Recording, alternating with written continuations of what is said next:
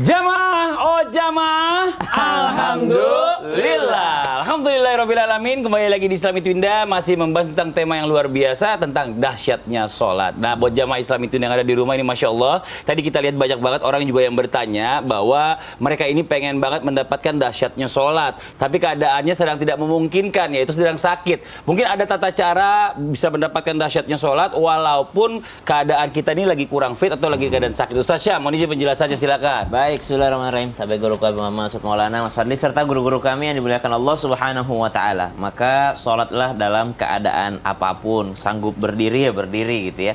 Kalau dalam keadaan sakit, ada orang yang mau sholat duduk, maka duduk yang seperti apa yang afdal? Duduk yang pertama adalah duduk iftirash. Tabi, mohon izin guru. Ya, siap. Masya Allah. Kemudian duduk iftirash adalah duduk biasanya kalau duduk di antara dua sujud ataupun duduk tasyahud awal, itu namanya duduk iftirash. Jadi sholat duduk yang pertama adalah dengan duduk iftirash. Allahu Akbar gitu ya. Kemudian rukuknya ya condong ke bawah sedikit. Allahu Akbar. Sami Allahu liman hamidah. Sujudnya, kalau dia mampu sujud seperti pada umumnya, maka sujudlah seperti pada umumnya. Sami Allahu liman hamidah. Allahu Akbar. Sujud beneran gitu ya. Tapi kalau dia tidak mampu sujud beneran, maka lebih condong ke bawah lagi dibanding ruku tadi. Jadi lebih ke bawah lagi. Nah, itu duduk yang pertama. Atau duduk yang kedua dengan duduk tawarruk. Duduknya orang tahiyat akhir gitu ya. Allahu Akbar. Allahu Akbar. Atau tidak mampu juga dengan duduk tahiyat akhir, maka tarabbu. Ya, dia duduk daripada duduk tahiyat. Nah, yang dimakruhkan adalah duduk antara duduk dengan berdiri, pakai lutut. Allahu Akbar, Allahu Akbar. Tapi kalau mampunya segitu, karena baru enak perasaannya kalau begitu cara duduknya, maka silahkan duduk seperti itu. Ya, dimakruhkan, bukan diharamkan. Jadi kalau dia mampunya begitu ya silahkan. Misalnya memang dia tidak bisa merapatkan, mohon maaf. Bisul. Iya, tidak bisa merapatkan ke bawah. Akhirnya bisanya seperti ini. Jorok. Maka dimakruhkan. Tapi kalau memang bisanya seperti ya, yang penting tidak meninggalkan sholatnya dan sholat dengan ilmunya. Itu yang pertama. Sholat dengan duduk. Bagaimana dengan sholat duduk di kursi? Itu yang terakhir sudah, ya, yang terakhir sudah. Sholat duduk di kursi pun kalau dia mampu sujud, sujud. Ya, kalau dia mampu sujud. Kalau dia mampu berdiri, ya berdiri. Yang disebut dengan setengah pahalanya daripada orang yang sholat berdiri adalah ketika dia melaksanakan sholat sunnah. Kalau ini kan tadi sholat orang sakit, sholat fardunya pun duduk. Ini yang disebutkan adalah sholat sunnah. Sholat sunnah dia mampu berdiri, boleh duduk tapi setengah pahalanya. Ya, sholat sunnah itu tidak wajib untuk berdiri, tapi kalau dia misalnya duduk maka setengah pahalanya. Kalau berbaring, Ustaz Syam? Sekarang berbaring. Berbaring yang utama, yang pertama Ini adalah kiblat depan ya, kiblat di depan. Anggaplah kiblat yang mana Itu kameranya? Iya, ini kamera ini depan nih. Kalau kiblat depan nih. Yang kamera ini. Ya, kamera ini boleh. Maka dia miring dulu yang pertama. Kalau yang tidak enak yang kiri, miring kanan afdal, gitu ya. Allahu Akbar. Allahu Akbar. Sami Allahu liman hamidah. Maka ruku dan i'tidal sujudnya adalah dengan gerakan kepalanya. Dengan gerakan kepalanya. Kalau tidak bisa gerakan kepala, maka gerakan matanya. Tidak bisa gerakan matanya, maka gerakan hatinya. Ya, isyarat dalam hati. Tidak bisa juga innalillahi. Ya. Kemudian nggak bisa kanan, ke kiri. Nggak bisa ke kiri, telentang. Tapi telentangnya, mohon maaf jamaah. Ya, kalau telentang? Telentangnya dua yang menghadap kiblat. Telentang. Oh, jangan, bukan telentang. Apa tuh? Terlentang. Terlentang. Kalau telentang meninggal kita nelentang. Ya, dua yang menghadap kiblat. Kalau orang sholat baring dengan terlentang, ya, telapak kaki dan wajahnya, berarti wajahnya mesti ditambahi bantal sedikit. Kalau kursi atau itu ya. yang Kalau di kursi rumah rumah sakit. sakit, kursi rumah sakit Jadi bisa naikin tempat agak tidurnya. naik begini. Jadi wajahnya yang menghadap Tidur kiblat. beneran, Ustaz. Biar contoh, tidur beneran. Tidur beneran. Gitu ya, Jadi kapan harus lagi ada ngerjain? yang menyanggah kepalanya. Ya, seperti bantal. Ini dua ini yang menghadap kiblat. Ruku dan sujudnya adalah dengan isyarat matanya atau kepalanya kalau bisa. Kalau bisa isyarat mata ataupun isyarat hatinya. Tegang juga lehernya. Masya Allah. Nah, nih ya. Langsung. Boleh duduk lagi apa mau di sini aja nih? Sini aja dulu. Ya, ini buat jamaah. Silakan. Masya Allah. Tehnya diminum aja langsung ya. Jamaah. Nah, ini bicara tentang kedahsyatan sholat, dan begitu dahsyatnya sholat itu, Allah itu mempermudah kita untuk sholat dalam keadaan apapun. Baik itu dia sehat ataupun dia sakit, tapi tetap dia masih punya kewajiban juga untuk sholat. Nah sekarang untuk keadaan tertentu, saya pernah lihat nih Bib, nih izin ya, kita lagi di Masjidil Haram, kita kan nggak kebagian sholat di dalam nih karena udah terlambat datangnya. Nah itu kan akhirnya kita di pelataran. Banyak orang yang sholat pakai sendal, ada yang sholat pakai sepatu. Nah itu bagaimana hukumnya Bib kalau kayak gitu Bib? Baik, ini ceramah atau jawab nih? Jawab boleh, ceramah boleh, terserah Habib dah pokoknya. Ceramah deh. Ya udah kita duduk aja gitu deh. Artinya sholat pakai sendal atau sholat pakai sepatu. Pertama, kita naruh adab dulu. Adab naruh sendal. Ibarat kita nggak pakai sendal, nggak pakai sepatu dulu nih. Misalnya kita mau sholat, biasanya kan kalau pelataran. Kalau kita masuk masjid, ya sepatu sendal kita ditaruh di depan. luar. Tapi seandainya kalau di pelataran, nah kan kita punya sendal atau sepatu. Ketika kita buka, ditaruh di mana? Nah, Taruh di kanan, atau taruh di kiri, atau taruh di depan, atas, atau taruh di belakang belakang, kita. iya. Kan kalau taruh di belakang kita kan orang sujud kadang-kadang. Ada yang ngambil, apalagi- kita nggak tahu. Apalagi habis kena ini kucing, Oh. baunya kan masya Allah tuh. Iya, iya. Siapa Semerbak. punya nih kan gitu. Intinya, Meletakkan sendal dulu di jadi mana? meletakkan sendal itu di mana? Diajarkan oleh Nabi atau ulama kita meletakkan sendal itu ketika kita buka, taruh di bawah sini. Allah. Jadi nggak kena kepala orang, Iya. kita sujud juga nggak kena sendal kita, taruh di kanan juga kena orang sebelah kanan. Kalau memang nggak ada orang sebelah kanan, kita taruhnya. Kalau nggak ada tengahnya, orang ya. sebelah kiri, kita taruhnya sebelah kiri. Nah, contohnya Ustaz Syamane pengen buka juga sih pun kegedean. Iya, iya, bener, Bagus iya. nih, bagus sebab nih. Jadi di tengah sini, Bib. Ya, di tengah sini jangan terlalu gede juga. Nah, segini. udah sholatnya seperti itu. Itu tata cara kalau memang sebelah kiri itu Ada orang. Ada orang. Kalau nggak ada orang, taruh sebelah kiri. Oh, sebelah kiri, nggak ada orang. Imam nggak nih. ada orang, imam. Nah, taruh sebelah kiri. Tapi kalau ada orang, taruhnya di Tengah. Kemudian kalau kita bicara boleh atau tidak sholat itu pakai sepatu atau pakai sendal. atau pakai sendal. Intinya pakai alas, Iya. alas kaki. Intinya boleh. Boleh kalau kita yakin sepatu kita sama sendal kita bersih, tidak terkena najis. Sebab namanya hamil. Artinya hamil itu kita membawa najis. Jadi terbawa najis. Kita sholat itu karena kan sholat itu bukan hamil ini, Ustaz. Ada hamil, ada mahmul namanya. Jadi kita yang membawa Najis. membawa najis itu ketika sholat, maka sholatnya tidak sah. Kenapa? Syarat sahnya sholat harus bersih daripada najis. Kemudian apabila sendal kita ada najis ya, boleh gak tetap kita pakai? Boleh, tapi bukan dipakai. Contoh lagi, Ustaz Sam kan gampang sepatunya dibuka. Maaf, Iya. itu mahal kalau diinjek ya? Gampang, Nggak apa-apa enggak. gitu. Coronya dibuka, coronya. Sepatunya. Caranya dibuka. Diinjak atasnya nah, gini. kita Atasnya. injak di atasnya. Nah, contoh lagi contohnya misalnya kan kita datang ke jenazah. Kita datang ke jenazah, kemudian kita kan mau sholat. Oh, ternyata di tempat jenazah jenazahnya udah dikuburkan. Kita mau sholat di kuburan boleh atau tidak? Boleh kita sholat di kuburannya. Caranya kan karena tanah kuburan itu dianggap najis karena bekat numbash atau digali, itu kan banyak najisnya, maka kita boleh sholat di kuburan tersebut.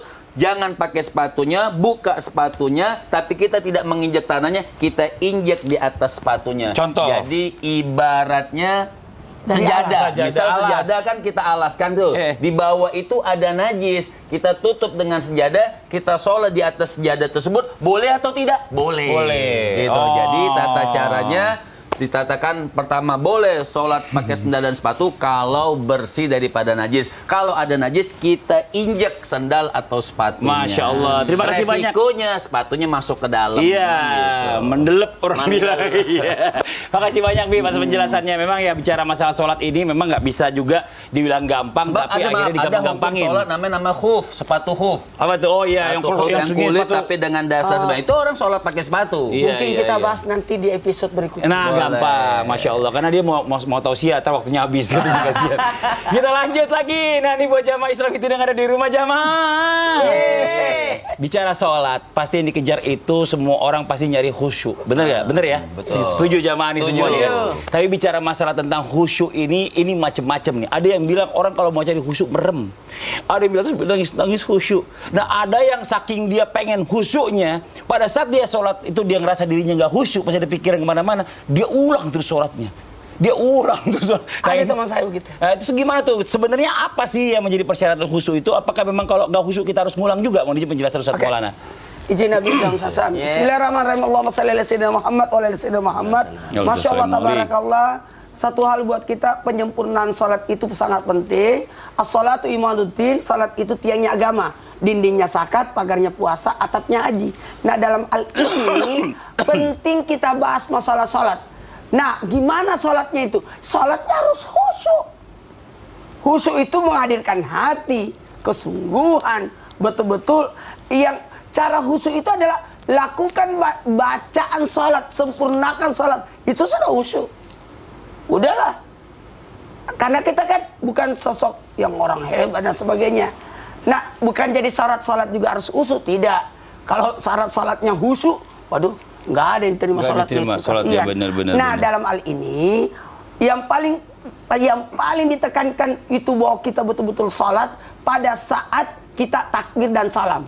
Bagikan orang naik pesawat memakai sabuk pengaman pada waktu naiknya dan turunnya.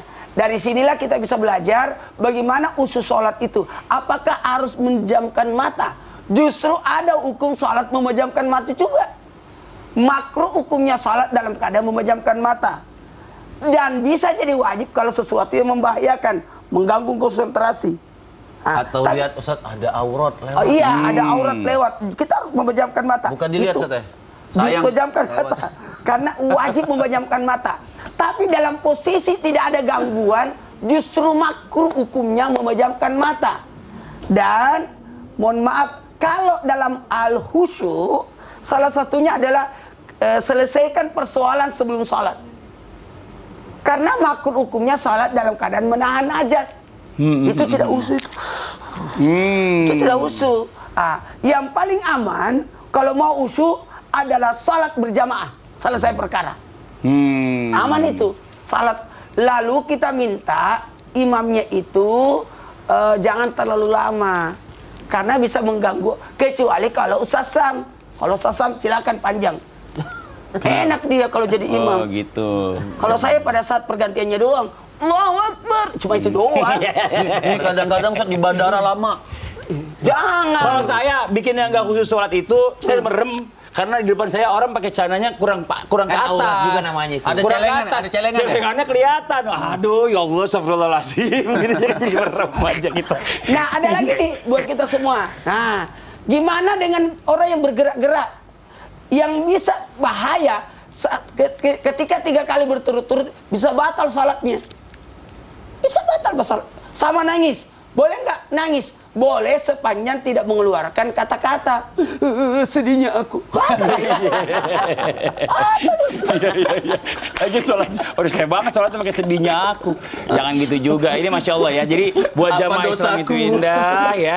Bicara masalah tentang kekhusyuan itu tadi memang nggak segampang itu kita Nggak segampang dapat. itu. Tapi yang jelas kita mengejar khusyuk. Seandainya tidak khusyuk pun kita Iya. sudah sholat, tidak perlu juga diulang-ulang. Ini Masya Allah. Terima kasih banyak Ustadz Maulana penjelasannya. Nah sekarang waktunya kita kembali menjawab pertanyaan masuk ini berikan jamaah Islam itu indah yang ada di rumah. Kalau gitu kita lanjut nih, kita ke segmen Tanya Dong Ustadz. Kami semua tanya dong Ustadz. Oke, kalau gitu kita masuk ke pertanyaan berikutnya dari Instagram hamba Allah.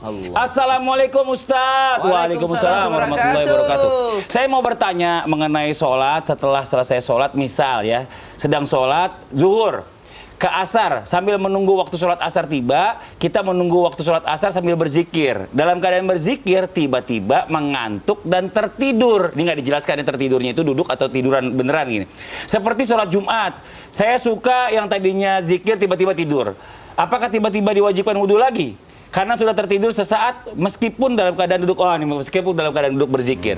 Karena ada yang bilang kalau kita sedang menunggu waktu sholat kita tertidur, tapi dalam keadaan duduk itu tidak membatalkan sholat. Posisi Tapi duduknya dulu. kalau tertidur dalam keadaan menyender itu membatalkan wudhu. Apakah benar seperti itu Habib Muhammad menjawab penjelasannya nih? Baik. Tausiah ya? Tausiah. Siap, Habib. Artinya di antara yang membatalkan sholat itu hilang akal. Bukan akalnya dicuri. Hilang akal. Hilang akal ini baik dengan tidur atau dia gila, namanya orang hilang akal.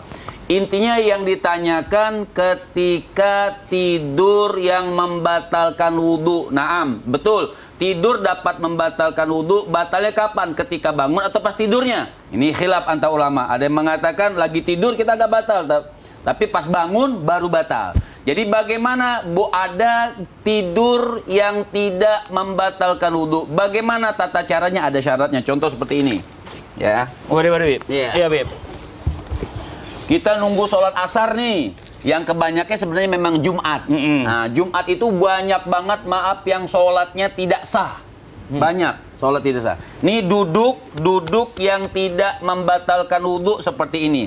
Rapat seperti ini, syaratnya seperti ini ya, rapat. Ini duduk, walaupun mau 3 jam, 4 jam ngorok lagi dia, itu tidak membatalkan wudhu. Pertama, dengan syarat tidak ada khobar adil. Misal Ustadz Maulana kita anggap adil lah insya Allah. adil, Orang insya yang Allah. punya ilmu. Maaf, tadi saya dengar walaupun lagi tidur duduk bunyi tut. Nah, kita wajib mendengar. Ya, nasihat dulu. Tapi kalau orang yang biasa bercanda, bohong tadi saya dengar kamu kentut, nggak wajib kita dengerin. Kita lihatnya. Ini syarat tidur yang tidak membatalkan. Dia duduknya seperti ini benar, tapi pas bangunnya di sana.